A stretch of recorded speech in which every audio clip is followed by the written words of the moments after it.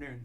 Thank you for joining today's Metropolitan Pandemic Task Force briefing from St. Louis. I'm happy to be with you here, although the news is a little bit somber.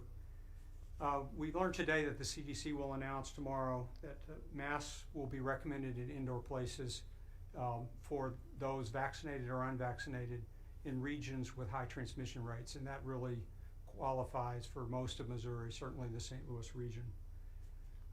It's unfortunate, we're entering a pretty dangerous time at this point. We've seen continued acceleration of the cases in the region, and we expect to see some challenges in the healthcare system. One of the toughest things that you ever have to do as a physician is deliver bad news, and sometimes you deliver bad news to good people. Often it's that way. Well, today we're talking about a patient that is sick.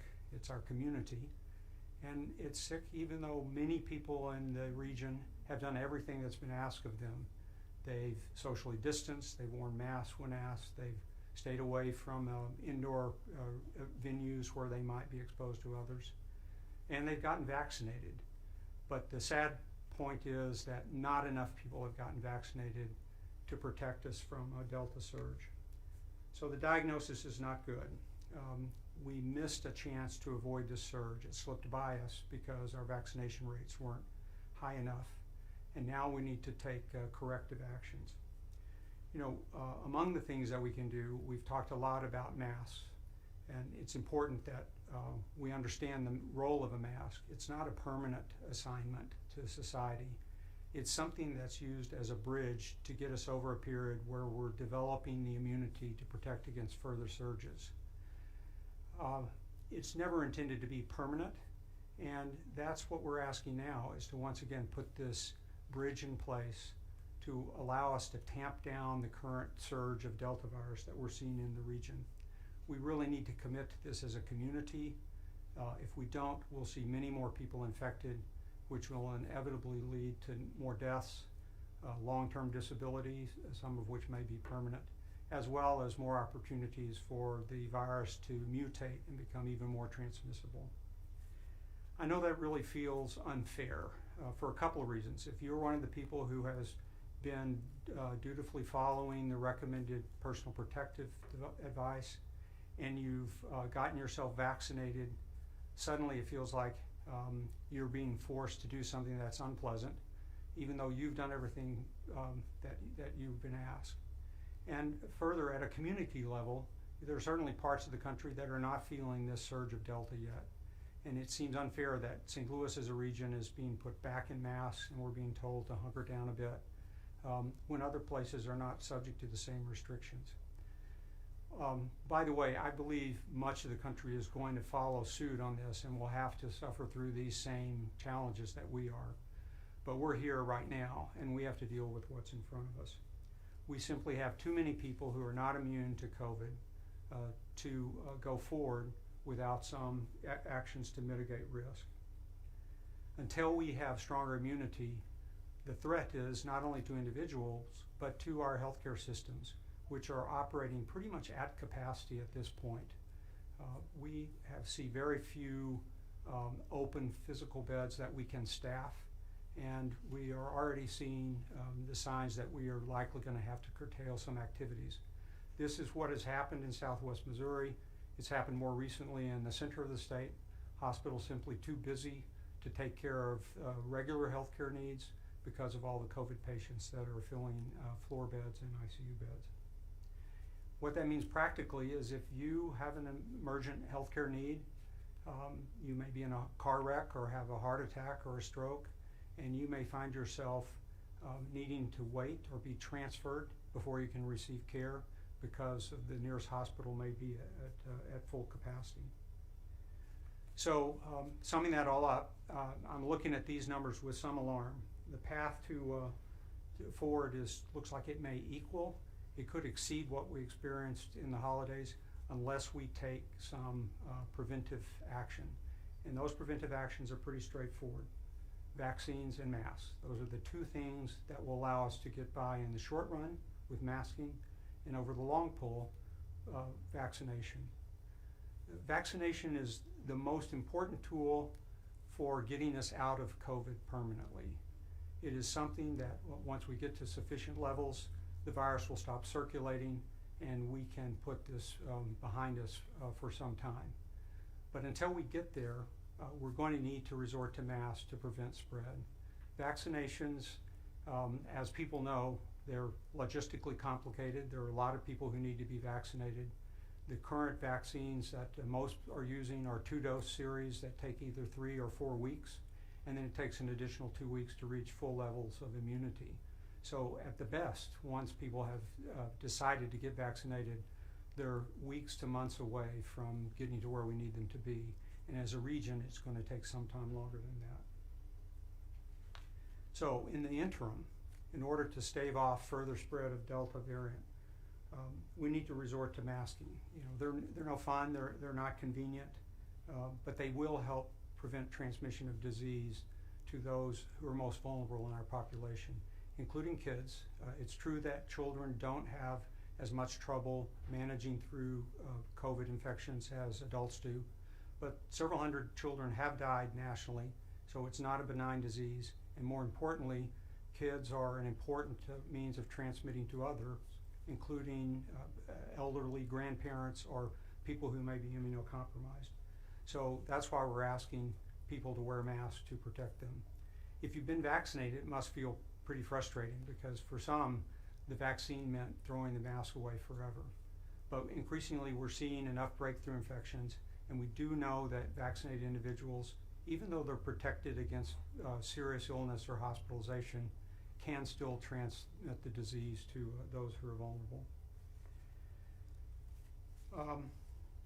So just to summarize, right now we need everyone to do 2 things: mask up, get vaccinated, do so to protect children, to protect those with immunocompromised states such as cancer patients or transplant patients, and please, please, please get vaccinated. That is our ticket out of this for the long pull. If we all wear masks in public and get vaccinated, we will get through this soon. We can do it, and we need to do it together. We need to do it for ourselves, for those we love, for the kids that we're around, and for our communities. If you've received your vaccine, thank you. Please encourage those you know who may not be vaccinated to do so. It's imperative that we act together at this time. So with that, I want to move on and show you the data from today.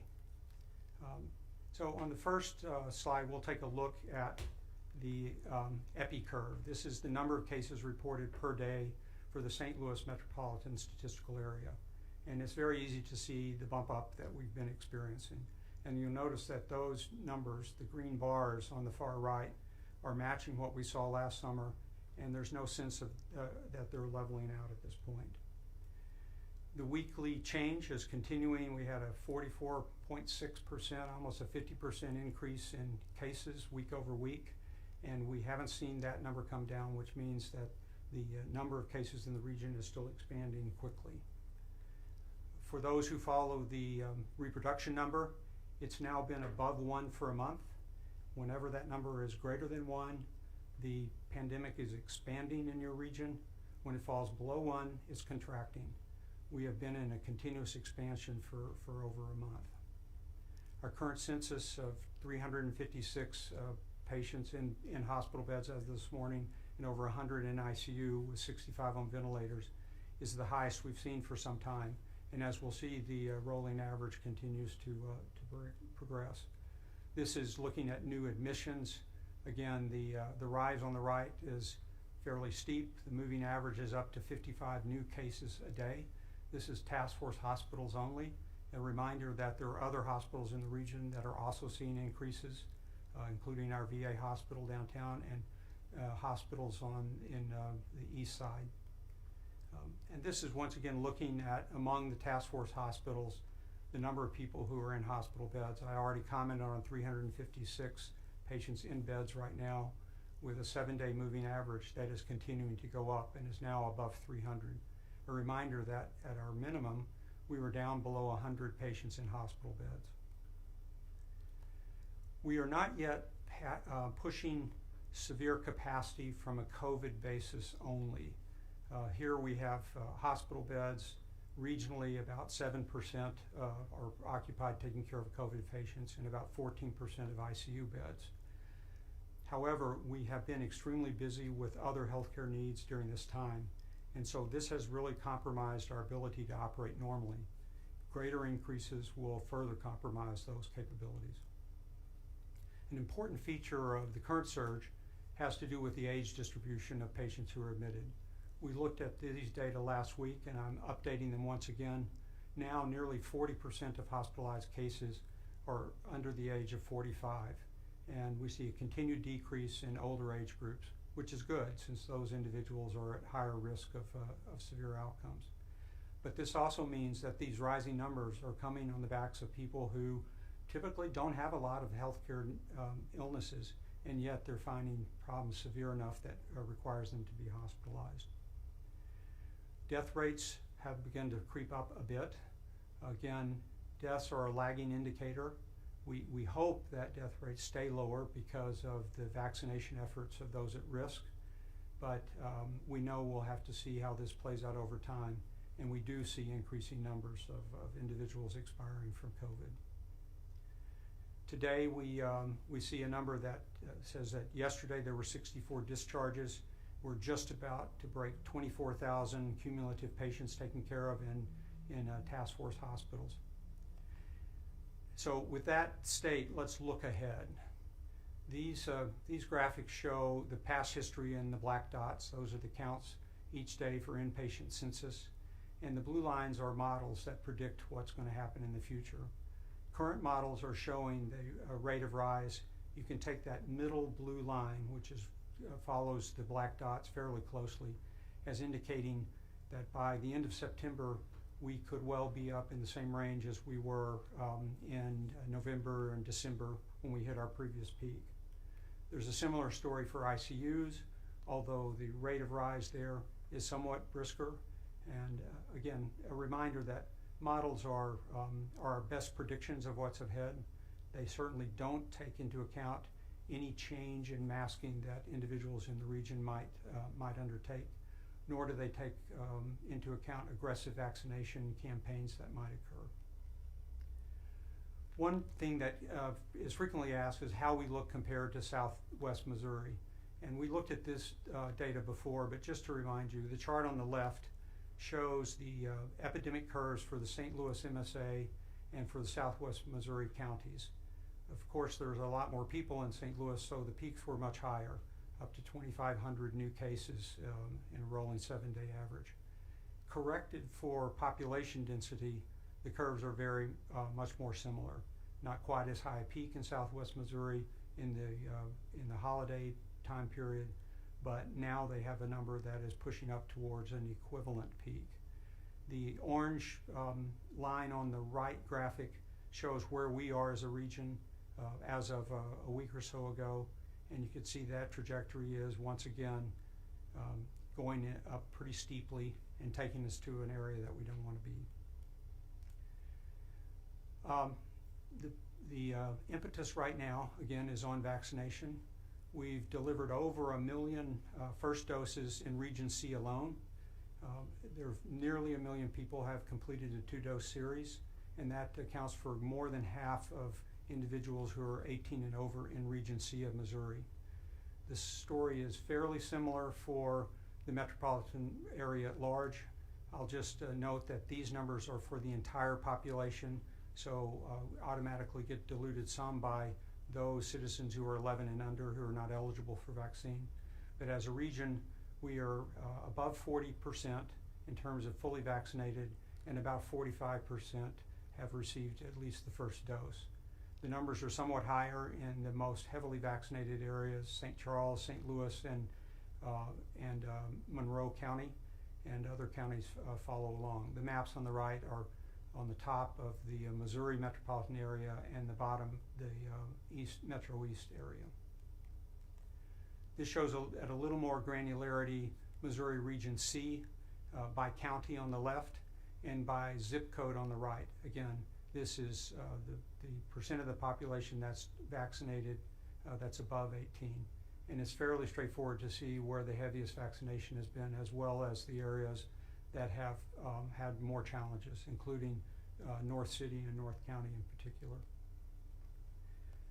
So as I said when we started this briefing, it's tough to deliver news that can be discouraging, particularly when people have been acting in good faith to try to do the right thing for the communities.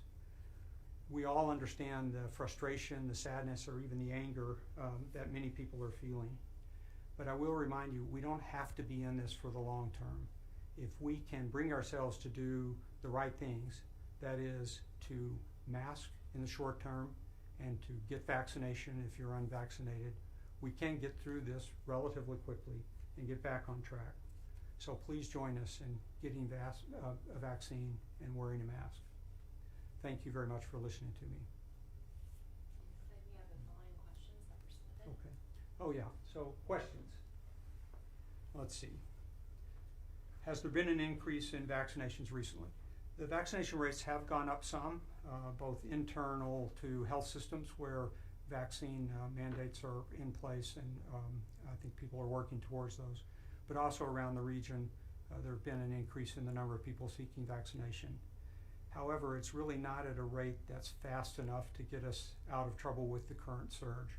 So at the current rate of vaccination, we won't see a big impact on the surge that we're facing. If we could get a much more brisk vaccination rate, we could impact that. The second question is, can I talk about where patients are coming to the task force from, whether it's St. Louis County versus city versus Southwest Missouri? We have had some transfers from Southwest Missouri. There have been points at which individual patients there have not been able to be placed in a bed or have had healthcare needs that can't be provided, and they've thus been transferred up to St. Louis or Kansas City or other areas. But the vast majority of individuals in hospitals are coming from the St. Louis metropolitan region. Are children being hospitalized due to COVID, and if so, how many? There are currently in task force hospitals just over a dozen children. Again, kids have less severe illness, so they're less likely to be hospitalized, but that doesn't mean they might not get ill enough to be put into a hospital, and they can be sick enough to be put on the various life-sustaining measures we use for adults. Those are the only three questions. The one other question I think I was asked earlier was about what has been the history in Southwest Missouri. Do we see a more or less severe disease pattern? By all accounts, it's hard to know whether there is a more severe disease following the Delta variant. What is true is it's much more contagious. Therefore, there are a lot more unvaccinated people who become ill, and some proportion of those ill individuals find their way into hospitals, onto ventilators, onto sophisticated oxygenation machines, and unfortunately still have many patients who get that far who die. So with those questions in hand, we'll sign off for today, and I'll look forward to talking to you next week.